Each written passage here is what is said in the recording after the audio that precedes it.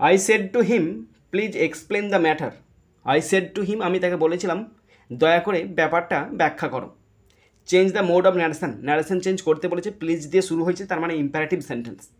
তো imperative sentence যদি please দিয়ে শুরু হয় তাহলে রিপোর্টিং ভার্বটা রিকোয়েস্টেড বসে আর কোটেশন তোলার জন্য টু বসে। তো লিখছি, দেখো এভাবে হবে উত্তরটা। I requested him, REQUESTED, I requested him, আমি তাকে অনুরোধ করেছিলাম, to explain, EXPLAIN, I requested him to explain the matter, to explain the matter, MATTER, আমি তাকে অনুরোধ করেছিলাম ব্যাপারটি ব্যাখ্যা করে বলার জন্য। তাহলে রিপোর্টিং ভাবটা কী হলো, রিপোর্টিং ভাবটা সেড টু উঠে যায় রিকোয়েস্টেড বসলো, কেন? কারণ ওখানে প্লিজ ছিল, তাই প্লিজটা উঠে যে রিকোয়েস্টেড বসলো রিপোর্টিং ভার্বের ঘরে।